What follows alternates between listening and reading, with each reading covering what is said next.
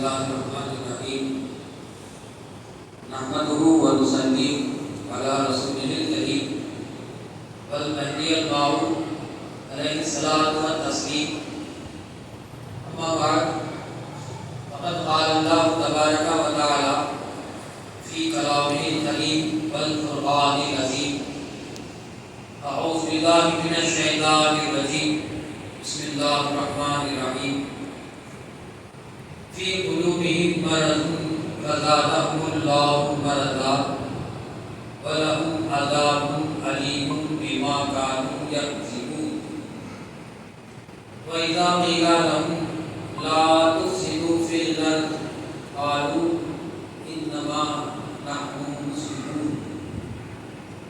Irshad Khudawandi है fi qulubihim maradun, उनके दिलों में बड़ा मर्ज है। फज़ादहुमुल्लाहु मरदा, बस अल्लाह ने भी और भी बढ़ा दिया उनके मर्ज में, इजाफा कर दिया। वलहुम अज़ाबुन अलीमुन बिमा कानू यक्सिबून, और उनके लिए दर्दनाक सज़ा है इस वजह से कि वो झूठ बोला करते थे। वैसा क़ीला लहुम ला तुफ़सिदू फ़िल अर्ज़, और जब उनसे कहा गया कि ज़मीन में फसाद मत करो,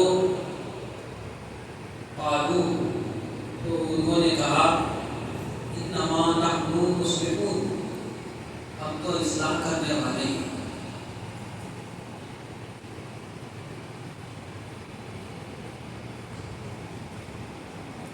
आज उस मर्ज के ताल्लुक से जिसका अल्लाह ने कुरान पाक में बयान फरमाया है,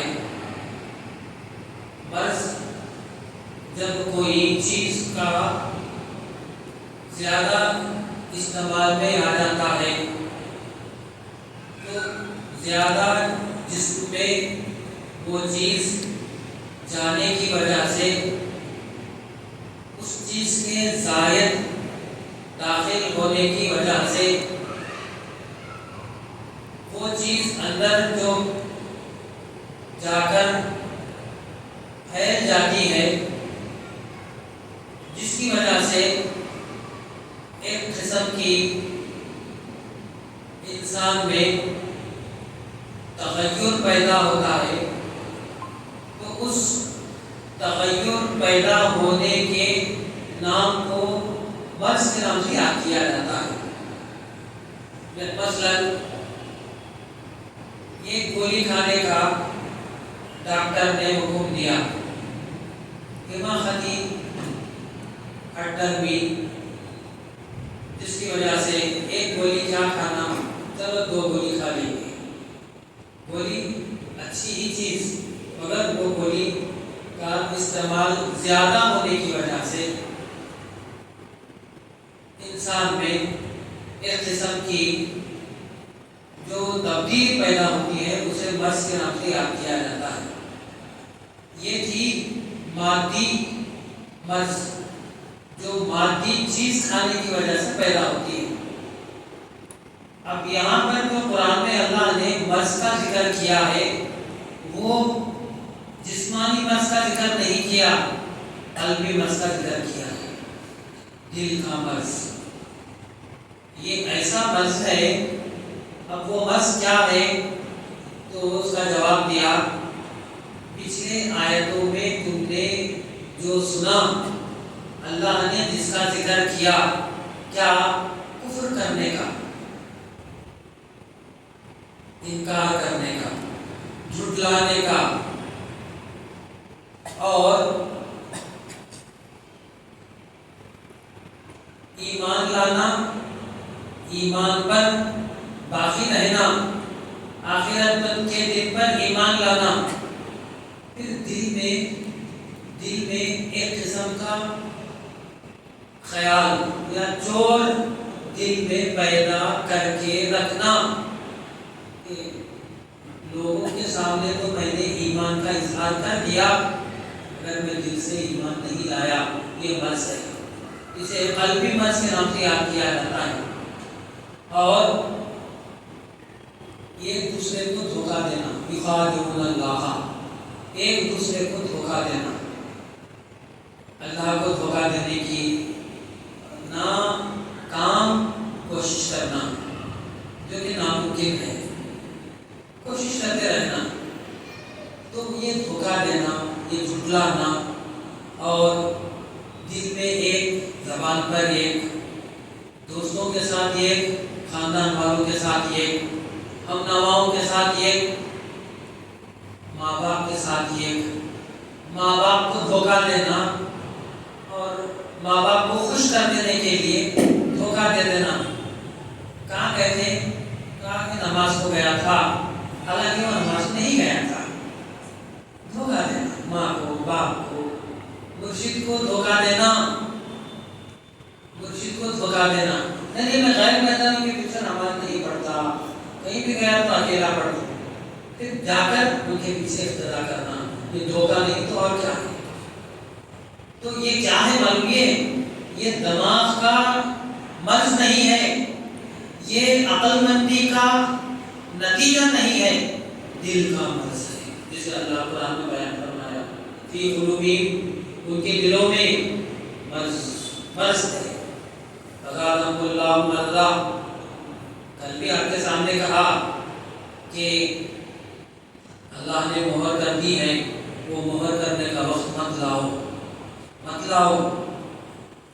اور وہ مہر کب ہوتی ہے وہ بھی آپ کے سامنے سنایا، جیسا جان بوجھ کر چھوڑنا، نبیوں سے ہی خطاب ہے، جان بوجھ کر ہی وضو دھونا چھوڑنا، سنتوں کو چھوڑنا، اور وضو کرنے کے بعد میں نہیں، اذان ہوئی، اذان سنے، نماز کا دل میں خیال آیا، یا دوست نے کہا کہ چلو نماز کو، یہ اچھا ہوا، ایسا خیال بھی پیدا ہوا، تو وہ خیال نہیں پیدا ہو رہا ہے، منافقت پیدا ہو رہی ہے، منافقت پیدا ہو رہی ہے۔ تو ایسا کرتے کرتے کرتے ایک چھوٹا عمل، چھوٹا نہیں ہے، مثال کے طور پر کہہ رہا ہے کہ چھوٹا عمل کو، وضو دھونا، 2 منٹ میں پڑھی جانے والی نماز، کوئی ٹائم نہیں ہے۔ بزرگان دین کا عمل سنو آپ، کہ بزرگان دین اسی کو امامت کرنے کا حق سمجھتے تھے کہ وضو دھونا پڑتا تھا، اور ان کے پاس اتنی امانت داری تھی، اور ان کے پاس اتنی ایمانداری تھی کہ وہ کہتے کہ آج میں نماز نہیں پڑھا سکتا، کیونکہ میں نے نماز گھر میں اکیلا پڑھا ہوں، فجر کی نماز جماعت کے ساتھ نہیں پڑھا، تو میں جماعت کو چھوڑ دیا ہوں، اس لیے میں نماز نہیں پڑھا سکتا، امامت آپ فرمائیے، آپ کے پیچھے میری نماز ہو جائے گی۔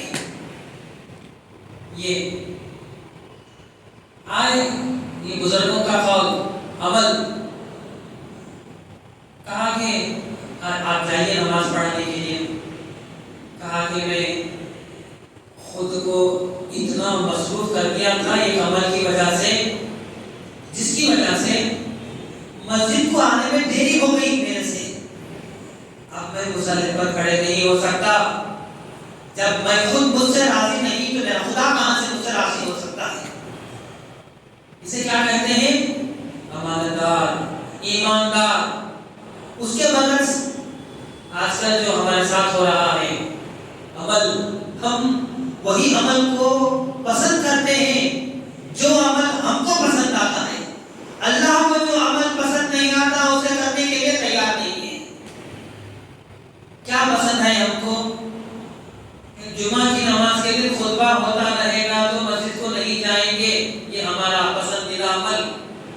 نماز کے لیے کھڑے ہو جائیں گے تو جائیں گے، صرف 2 رکعت نماز ادا کریں کے بعد میں سنت پڑھ کر تسبیح کے بعد میں چلے جائیں گے، نہ خطبہ سنیں گے نہ تقریر سنیں گے۔ کیا ہو رہا ہے؟ خدا کے احکام، خدا کے دین میں اپنی منمانی کو شامل کرنا، دین میں خودی کے خیال کو شامل کر کے اس پر عمل کرنا، تھوڑا تھوڑا تھوڑا کرتے کرتے کرتے دل جو ہے بھرتا گیا، یہ چیز کٹ گئی۔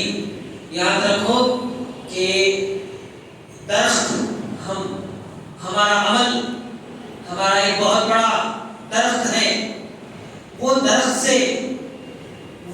سے جو مرض کے تعلق سے کہہ رہا ہے، وہ درخت سے ایک ڈالی، چھوٹی ڈالی ایک توڑ دو اس کو، توڑنے کے بعد میں کیا پھر لگائیں گے تو لگے گی، یہی ہو رہا ہے، ٹوٹ گئی، ختم ہو گیا۔ وہاں سے ہوتے ہوتے ہوتے ہوتے پورا کا پورا درخت کے ڈالیاں الگ ہو گئے، جدا ہو گئے۔ درخت جدا ہونا ڈالیوں کا مرنے کے برابر، وہ ڈالیوں کے مرنا درخت کے ختم ہونے کے برابر۔ جب درخت ختم ہو جاتا ہے، سوکھ جاتا ہے، اسی کو دل کے مرض کے نام سے یاد کیا جاتا ہے۔ اب دیکھو، اب اتنا سب بیان کرنے کے بعد میں اللہ نے جو حکم الحاکمین ہے وہ یہ کہنا ہے فزادہم اللہ مرضا، جو ایسے ہی میں نے ان کے مرض کو بڑھا دیا نہیں۔ کیوں بڑھا دیا؟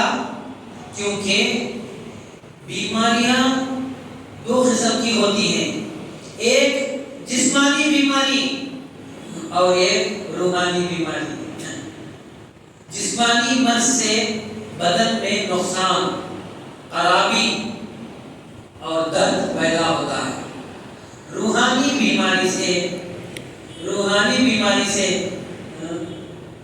اخلاق بگڑ جاتے ہیں اور روحانی بیماری تو پیدا ہو گئی دل میں، جس کے نتیجے میں روح کو ایک مرض لگ جاتا ہے۔ دیکھو کیا شان ہے خدا کی، بیماری دل میں پیدا ہوتی ہے، اور روح کہاں ہے معلوم؟ روح کہاں ہے؟ روح کا مقام کہاں ہے معلوم؟ بحریہ موعود علیہ السلام نے روح کے مقام کو بیان بتلایا ہے۔ کہاں ہے روح؟ کہا دل کے دائیں جانب کا مقام کو روح کے نام سے یاد کیا جاتا ہے۔ مرض یہاں پیدا ہوتا ہے، اس کا اثر روح پر ہو جاتا ہے۔ تو یہی بات کہی جاتی ہے کہ روح کو بیماری لگ جاتی ہے۔ اب سنو، یہاں کفر و نفاق کی روحانی بیماری کا ذکر ہے، کیونکہ یہ انسان کے نیک کاموں اور دوسری زندگی کے سنوارنے میں رکاوٹ ڈالتی ہے، جس سے یہ بیماریاں پیدا ہو رہی ہیں، جس سے دل میں جہالت پیدا ہوتی ہے، حسد پیدا ہوتا ہے، کینہ پیدا ہوتا ہے، دنیا کی محبت پیدا ہوتی ہے، اور جھوٹ بولنے کا مادہ پیدا ہو جاتا ہے۔ صرف یہ کام کیے بس اس کی وجہ سے بیماری بڑھتی یہ سب پیدا ہو جاتے ہیں۔ تو اللہ کہتا ہے فزادہم اللہ، بس یہ صرف اشارہ ہے کہ بیماریوں کا جو حل اور اس کا نتیجہ ہے۔ بہت بڑا خدا کا کرم ہوا ہے مہدویوں پر، نیک عمل کا حل ہم کو ملتا نہیں، مرشد کی نظر سے ملتا ہے، مرشد کی نظر سے ملتا ہے۔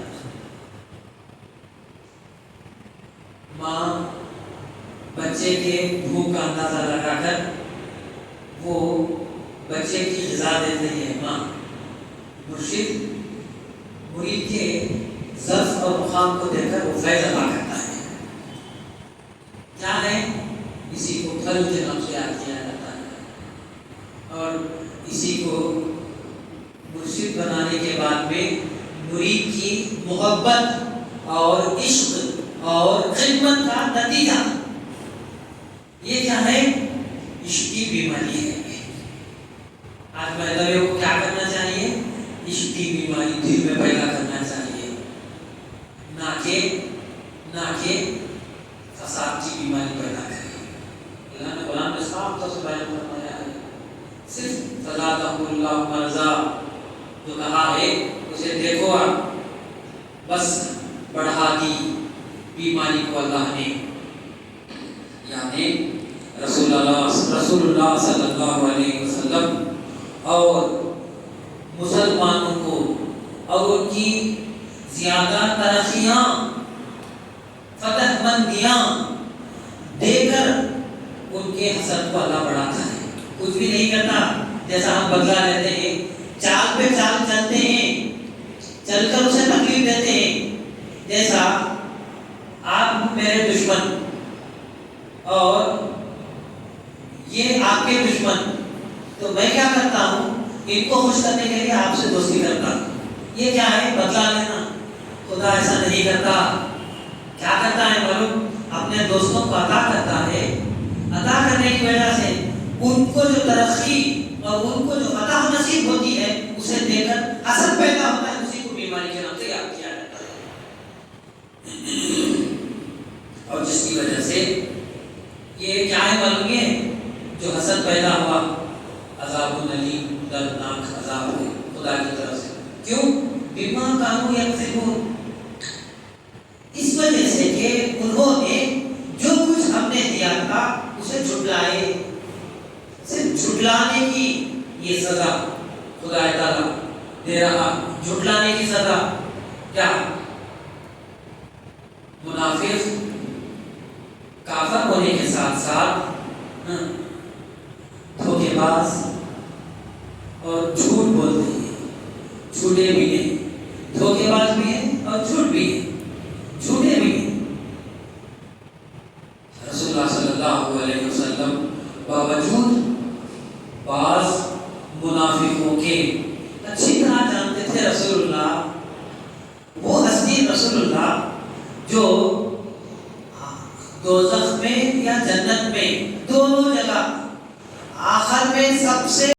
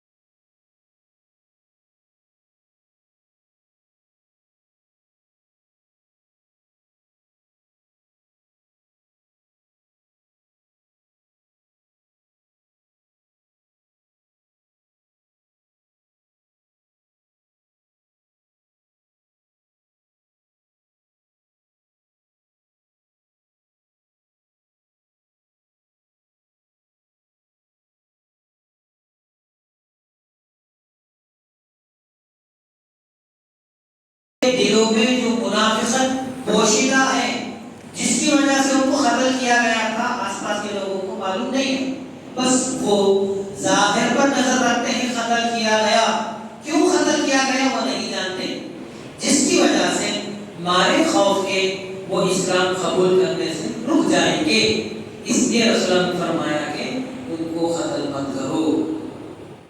یہ ایک آیت وَإِذَا قِيلَ لَهُمْ، اللہ نے ان سے کہہ رہا ہے وَإِذَا قِيلَ لَهُمْ، جب ان سے کہا گیا لا تفسدوا، یہ سب تم جو حرکتیں کر رہے ہیں، لا تفسدوا فی الارض، زمین میں فساد مت کرو، مت پھیلاؤ، مت برپا کرو، تو اسے جواب انہوں نے کیا کہا معلوم؟ قالوا انما نحن مسلمون، ہم تو اصلاح کرنے والے ہیں۔ دیکھو قرآن کرنے والے ہیں، فساد پھیلانے والے نہیں ہیں۔ آگاہ ہو جاؤ، یاد رکھو انہم هم المفسدون، یہی لوگ فاسد ہیں، ولکن لا یشعرون، لیکن ان کو اس بات کا شعور نہیں ہے۔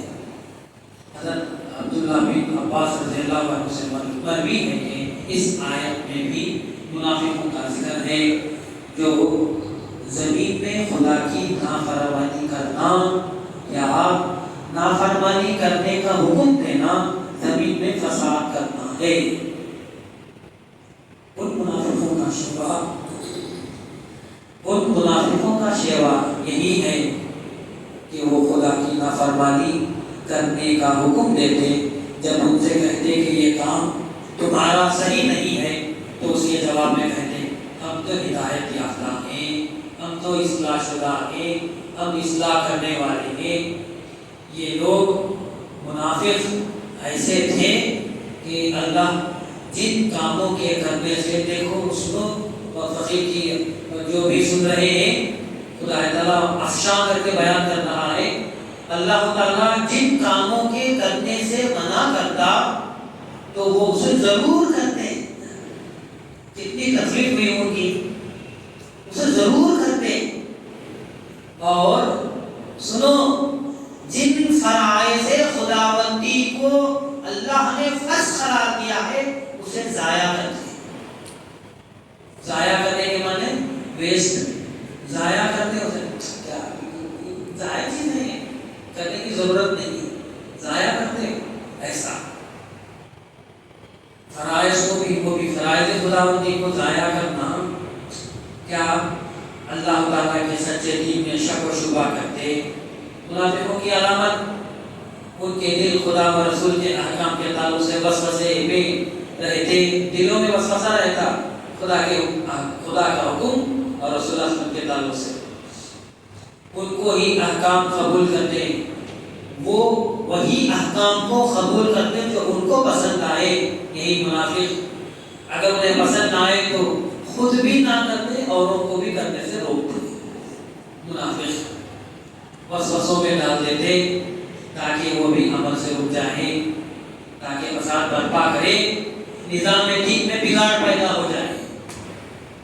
یہ لوگ دوست بن کر دشمن پیدا کرتے ہیں، یہ ان کی عادت ہے، اور ان کی عادت ایک مرض بن گیا ہے، ان کے دلوں پر جو غالب آ گیا ہے۔ اب ان کو نیک اور بد میں تمیز نہیں ہے، جب ان سے ان کے حرکتوں کے تعلق سے آگاہ کرتے تو اس کے جواب میں کہتے ہم تو اصلاح کرنے والے ہیں۔ تو خدا تعالیٰ ایسے کے تعلق سے کہتا ہے کہ یہ اصلاح کرنے والے نہیں ہے، آگاہ ہو جاؤ، آگاہ رہو کہ یہ اصلاح کرنے والے نہیں ہیں، بلکہ یہی حقیقی فساد کرنے والے ہیں، لیکن اس بات کا ان کو شعور نہیں ہے۔ وآخر دعوانا الحمدللہ رب العالمین۔